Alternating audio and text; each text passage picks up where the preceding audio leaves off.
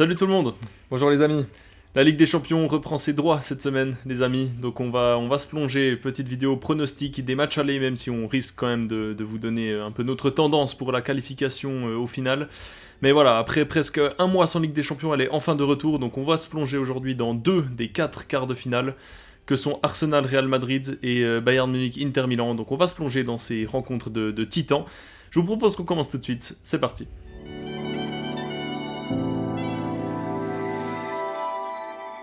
On attaque tout de suite ces chocs des quarts de finale avec la réception du Real Madrid, du grand patron de cette compétition, chez les Gunners d'Arsenal. Voilà, donc plusieurs angles pour analyser ce gros match. Pour commencer, c'est intéressant de dire que Arsenal est une très bonne équipe qui, malgré le fait qu'ils ont dû faire face à énormément de blessures, cette année c'est notamment encore le cas aujourd'hui, quand on regarde bien, se débrouille très bien sur le plan national, en étant quand même très bon deuxième de Première Ligue, solidement installé par rapport à ses poursuivants. Le Real Madrid qui est aux prises dans une course au titre acharnée avec le FC Barcelone et l'Atlético Madrid qui a été récemment un petit peu décroché. Donc voilà, on a deux équipes qui sur le plan national en sont à peu près au même niveau comptable, j'ai envie de dire. Maintenant, si on parle un peu plus de langue tactique, quelles seront pour toi les clés de ce match ? Pour moi, il y a plusieurs choses à dire. C'est un peu le match des antithèses. Ouais. C'est un peu le match des antithèses. Le Real, l'équipe la plus titrée dans cette compétition, face à Arsenal, qui ne l'a jamais gagné. Le Real, qui est un habitué de gagner sans être bon, ce qui tout le contraire d'Arsenal, qui ces dernières années a toujours été bon dans le jeu. Mikel Arteta qui fait un super boulot, mais qui malheureusement, comme ils le sont encore cette année, finissent deuxième. Ça va faire la 3e année consécutive qui termine deuxième, donc voilà, compliqué pour Arsenal. Maintenant, je pense que si on se plonge vraiment dans l'analyse tactique, Arsenal a un plan de jeu à des années-lumière de celui du Real. C'est-à-dire que collectivement, ils sont très très forts. Pour avoir vu encore leur match, du coup hier, à l'heure où on s'enregistre, contre Fulham, c'était très très fort. Alors qu'en plus, ils ont des absents, tu t'en as parlé tout à l'heure.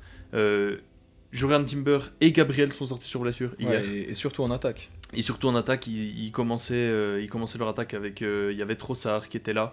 Il y a juste Martinelli qui a pu revenir, donc ça c'est cool. Ouais. Et Bukayo Saka a joué 30 minutes, mais c'est vrai que si on fait vraiment l'historique de leur saison, ils ont quand même subi ces blessures tout le long. Ils ont eu une attaque vraiment amputée de la plupart de ses cadres, et ils se retrouvent à jouer avec notamment Mikel Merino en buteur, qui n'est pas du tout son poste de prédilection. Mais il a marqué encore hier. Ouais, c'est vrai.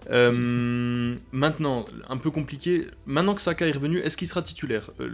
Arsenal a encore un match ce week-end. Est-ce que Arteta va tenter de le mettre titulaire, de le faire jouer peut-être 60 minutes pour lui donner le rythme ? Il a joué 30 hier. Avant le match du Real, pour qu'il puisse jouer titulaire, peut-être.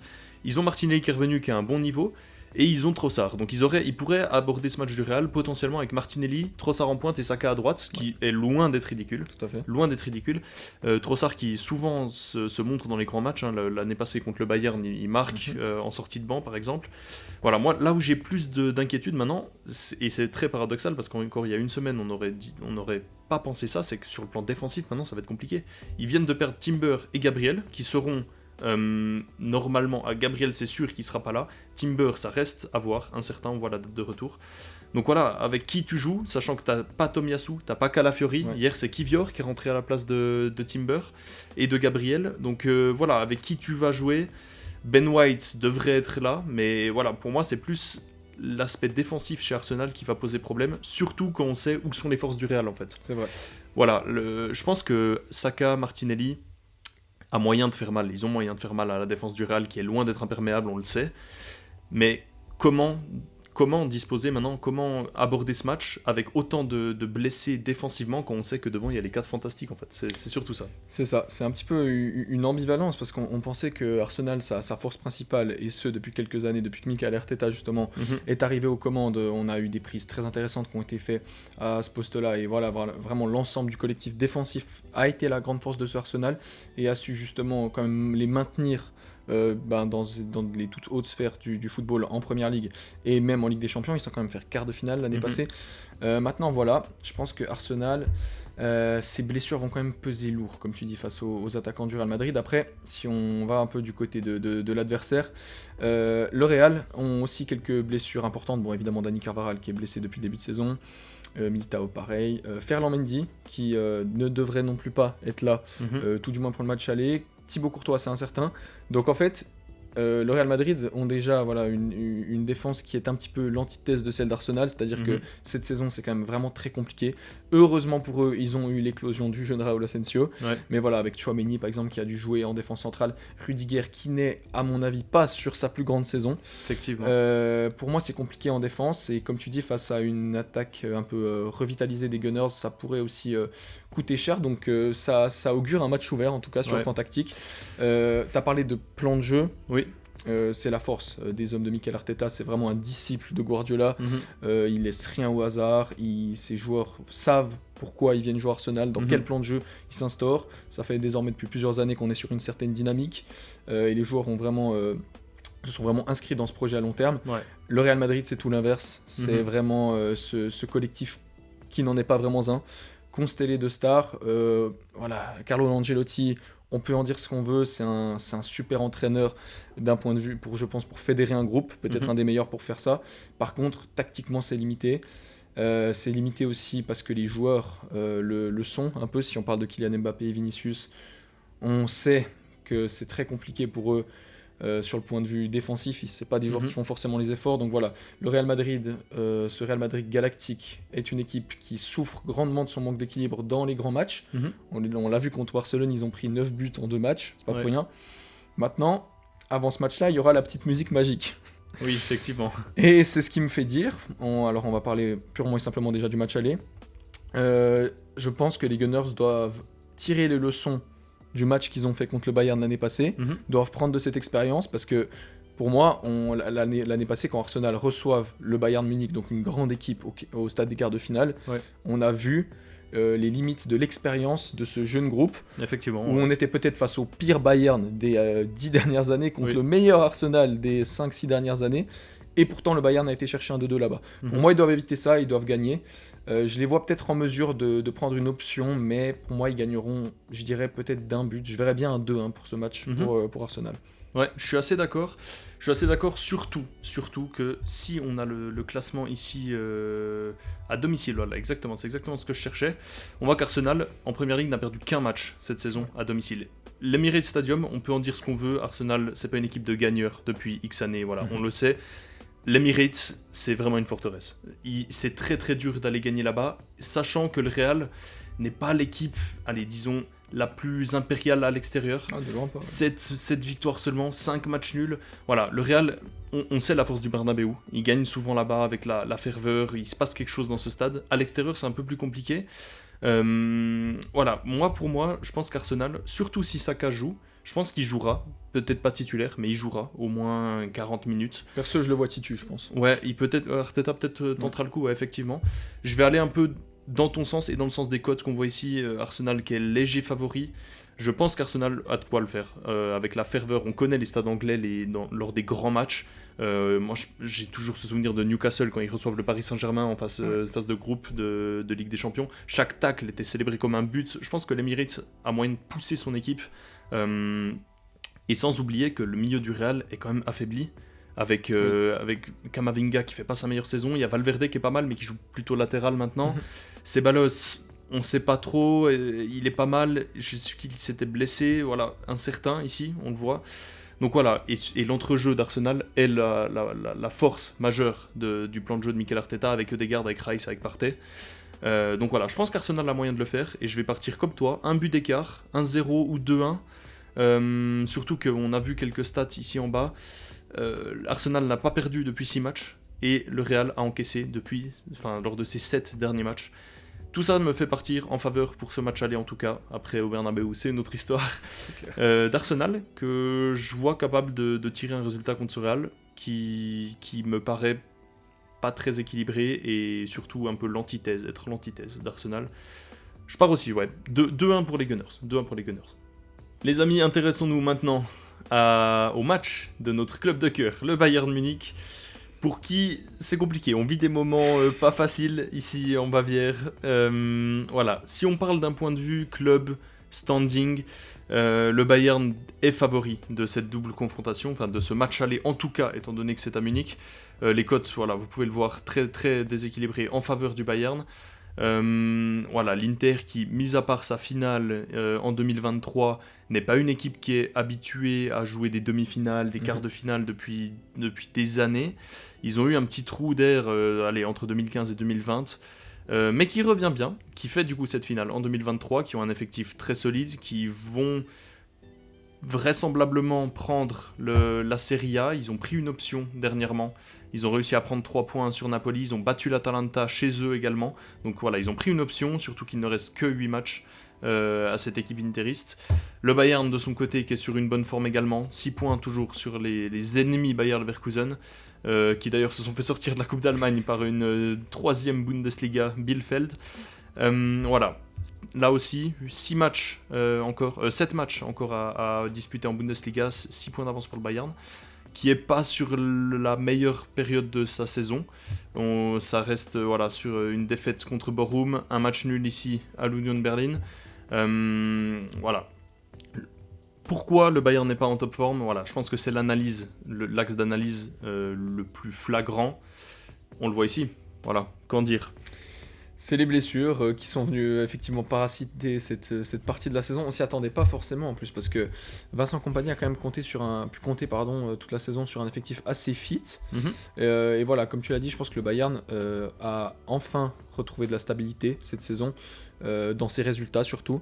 On est sur une de nos meilleures saisons en Bundesliga de toutes ces dernières années. D'autant qu'il y a eu la perte du titre l'année dernière, ça c'est un secret pour personne. Maintenant, ces blessures, parlons-en. C'est surtout sur le plan défensif que ça pose problème. Parce que le Bayern a pour moi une attaque vraiment de feu. Le souci n'est pas là. Voilà, les Harry Kane, Jamal Musiala et Michael Olise, ces 3 gars qui, à leur poste, sont tous top 5 voire top 3. En tout même cas, Leroy Sané, Leroy Sané qui revient bien, même on a beaucoup Kingsley critiqué, Coman qui sur un jour est toujours un joueur extrêmement dangereux. Maintenant, la défense, Alphonso Davies, les croisés pendant la trêve internationale. Upamecano, pareil, trêve internationale, out vraisemblablement jusqu'à la fin de saison. Ce week-end, Hiroki Ito, le pauvre, qui pouvait enfin se voir peut-être prendre une place importante dans ce Bayern après avoir manqué toute la première partie de saison, voire les 2 tiers suite à des blessures répétitives au métatarse. Et ben voilà, ils ont encore cédé. Donc Hiroki Ito encore sur la touche pour la fin de saison. Manuel Neuer qui était sur le point de revenir mais qui a eu un petit contretemps. C'est pour ça que c'est le jeune Jonas Hurtig qui va encore une fois défendre les cages du Bayern, du moins sur la confrontation aller. Des petits problèmes, mais ça c'est un petit peu plus mineur pour pour Coman et Goretzka. Pavlovic, lui aussi malade, malheureusement la mononucléose, c'est un truc qui est assez rare mais qui est très embêtant. Donc voilà, lui aussi qui a un peu perdu sa place qu'il avait acquis de très belle manière d'ailleurs en début de saison. Donc voilà, Kompany qui doit un peu recomposer son 11. Maintenant l'Inter, on voit qu'ils ont aussi quelques blessures qui pourraient être préjudiciables, surtout celle de Dumfries qui est out sûr et certain. Taremi c'est la même chose, après lui c'est plus un joker. Surtout Lautaro, il est absent. Lautaro c'est quand même un des joueurs les plus importants en tout cas de l'Inter de Simone Inzaghi. Le capitaine en plus, tu fais bien de le dire. Maintenant, si on entre un petit peu plus dans la dimension Ligue des Champions, qui est toujours intéressant pour analyser ces matchs à élimination directe, je pense que le Bayern c'est un club hyper établi à ce niveau-là. Ils ont rallié 13 fois sur les 14 dernières quarts de finale de Ligue des Champions. Je pense que l'Inter est très loin de ses standings si on prend les 14 dernières éditions. Les joueurs sont expérimentés à ce niveau-là, ils ont l'habitude. Même on voit quand c'est pas un bon Bayern comme l'année passée, ils vont chercher une demi-finale. Alors que l'Inter, comme tu dis, leur seul fait saillant vraiment de ce renouveau, c'était d'aller chercher cette finale. Il faut le dire aussi, après un parcours assez facile. Ils ont sorti un AC Milan qui n'était pas au top de sa forme en demi-finale. Ils ont sorti le Napoli. Enfin bref, ils ont eu un parcours un peu italien. Puis étant donné que c'est une équipe qui domine son championnat depuis quelques temps, je pense que ça a facilité cet accès-là en finale. Par contre, là où l'Inter, je leur mets peut-être un petit avantage quand même, c'est la stabilité. C'est une équipe qui a très peu changé quand même depuis les dernières années. Ils ont Simone Inzaghi, qui est un coach au principe de jeu très fort. Évidemment basé exclusivement sur la largeur, qui s'appuie aussi sur un effectif assez stable. On voit qu'il y a quelques prises qui sont faites par-ci par-là. Je pense par exemple à Marcus Thuram en attaque, mais sinon voilà, les Barella, les Martinez, en défense, les De Vrij, ils sont toujours là. Donc j'y vois un peu plus de stabilité qu'au Bayern où il y a eu énormément de changements, notamment au niveau des entraîneurs. On sait que ça a été un peu la valse ces dernières années. Par contre, à l'instant T, et pour ce match aller, moi je vois le Bayern quand même favori. Ouais.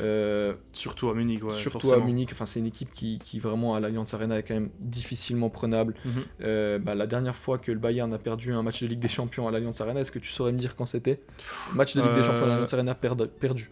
Non, je pourrais pas le dire comme ça. C'était le match contre le Paris Saint-Germain. Ok. Défaite 3-2. C'est juste, ouais. En début 2021. Donc voilà, c'est pour vous dire, ça fait 4 ans quoi. Donc moi je vois un avantage pour le Bayern. Je pense qu'ils peuvent prendre un avantage de 2 buts. Je les verrais bien aller chercher un petit 2-0 ou 3-1. Je vais dire 3-1. Voilà, quand même sur le Bayern qui se repose avant tout sur la force de ses offensifs et de son milieu de terrain. Joshua Kimmich qui nous fait une saison, vraiment une de ses tout grandes saisons. Ouais. Et voilà, je vois le Bayern quand même montrer, un peu comme contre Arsenal l'année dernière, une forme de supériorité, arriver à ces stages-là de la compétition. Ça sera pas pour autant fini pour l'Inter, je pense, mais étant donné que leur force principale n'est pas forcément l'attaque, peut-être que les blessures en défense ne seront pas tant parasites que ça, et à l'inverse, je pense que le Bayern a de quoi faire mal à la défense néanmoins solide de l'Inter Milan. On sait qu'ils ont pris que 1 but pour le moment. Mais voilà, moi je mets un petit avantage pour le Bayern que je vois s'imposer de 2 longueurs d'avance pour ce match aller. Je vais partir un peu dans ce sens-là également, mais pour d'autres raisons. Je pense effectivement que le projet de l'Inter est un projet plus abouti collectivement que celui du Bayern. Le Bayern joue bien cette saison sous Vincent Kompany, mais c'est que la première année, alors qu'Inzaghi, ça fait des années qu'il est là.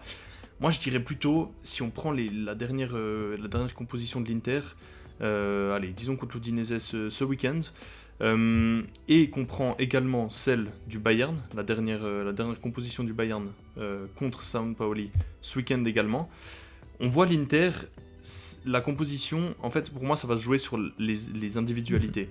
Au milieu de terrain, on voit Fratesi, Barella devrait être de retour, Çalhanoğlu et Mkhitaryan, c'est tous des bons joueurs, mais mis à part Barella, qui d'ailleurs n'a même pas joué, si il est rentré là, il a joué une demi-heure, mis à part Barella, ne sont pas des milieux de terrain top 1 tiers dans le monde, alors que si on prend la compo du Bayern, il y a un Kimmich, il y a un Musiala au milieu, voilà. Goretzka n'est peut-être plus le Goretzka de 2020, mais il revient bien.